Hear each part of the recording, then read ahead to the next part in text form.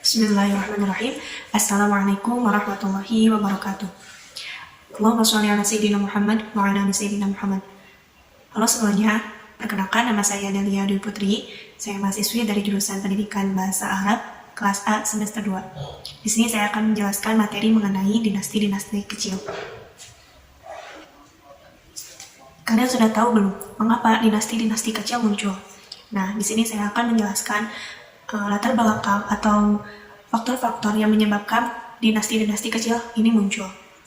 Jadi, faktor-faktor yang mendorong berdirinya dinasti-dinasti kecil ini yaitu adanya persaingan jabatan khalifah di antara keluarga raja dan munculnya sikap asobia antara keturunan Arab dan non-Arab, tepatnya persaingan Arab-Persia. Tumbuhnya dinasti-dinasti yang memisahkan diri dari kekuasaan pemerintahan pusat di Baghdad itu tidak terlepas dari persaingan kekuasaan antara Bani Hashim dan Bani Umayyah, dan munculnya Bani Ali yang merupakan pecahan dari Bani Hashim. Kemudian perpecahan dan tersebarnya kekuasaan tersebut di satu segi dapat dipandang sebagai suatu kemunduran dan perpecahan. Namun, di sisi lain dapat dipandang sebagai suatu kemunduran persaingan di antara dinasti untuk berlomba mempertahankan kekuasaan dan kemajuan yang telah dicapainya.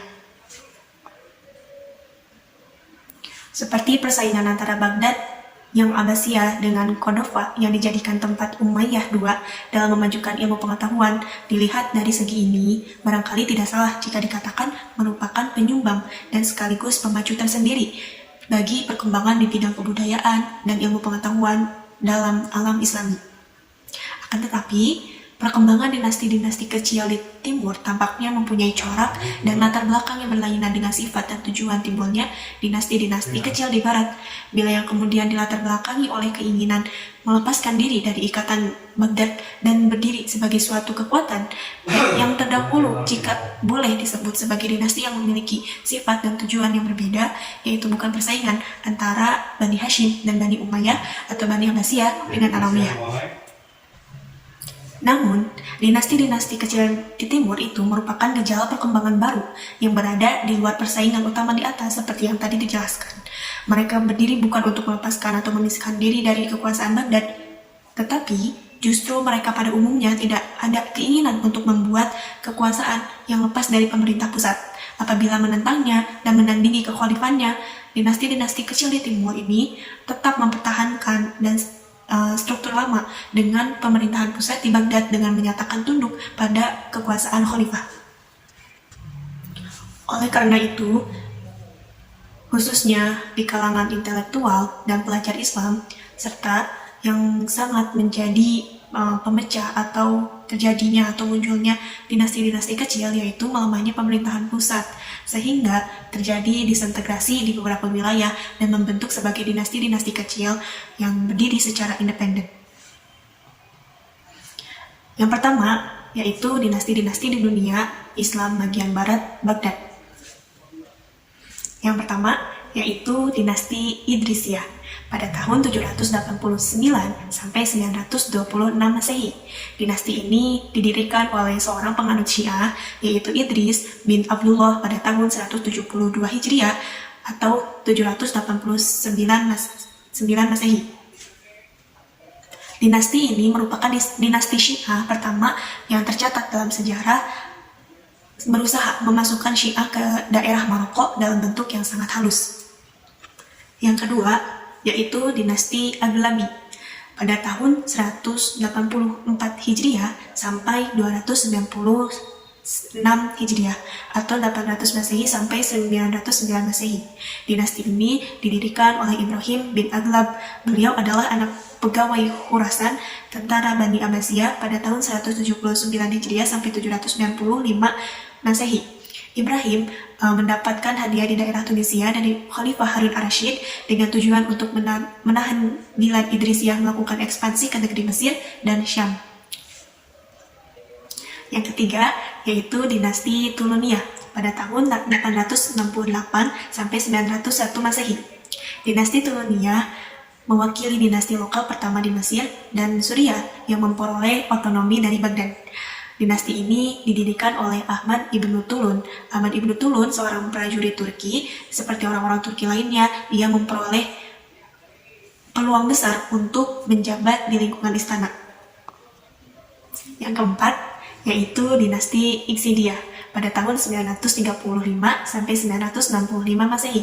Dinasti ini didirikan oleh Muhammad Ibnu Tugi yang diberi gelar Al-Iksidi atau pangeran.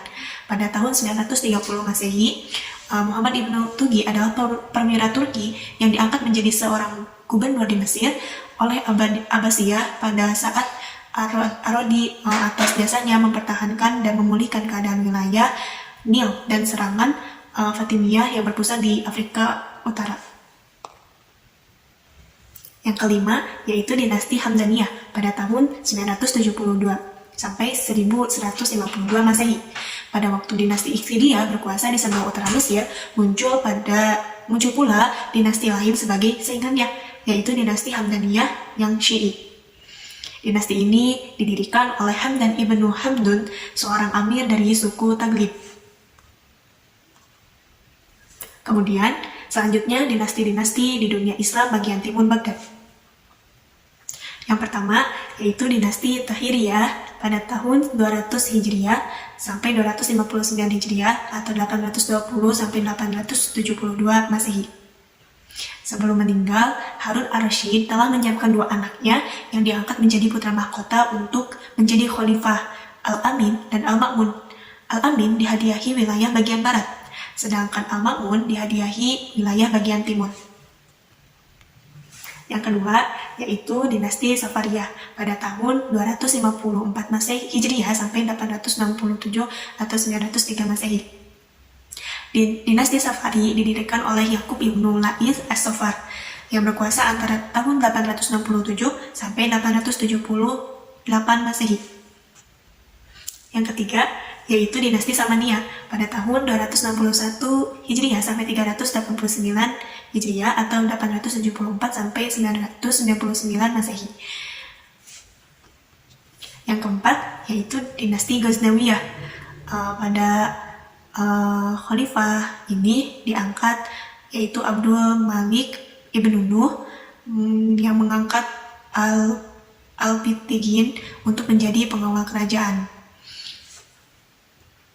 Kesimpulannya yaitu faktor-faktor yang mempengaruhi munculnya dinasti-dinasti kecil disebabkan berbagai hal yang terjadi di pusat pemerintahan Bani Abbasiyah memberikan pengaruh besar terhadap daerah-daerah kekuasaan daulah ini. Karena pemerintahan khalifah yang lemah, banyak muncul pemberontakan di berbagai daerah yang membentuk dinasti-dinasti kecil yang melepaskan diri dari Bani Abbasiyah. Selain itu, faktor kekuasaan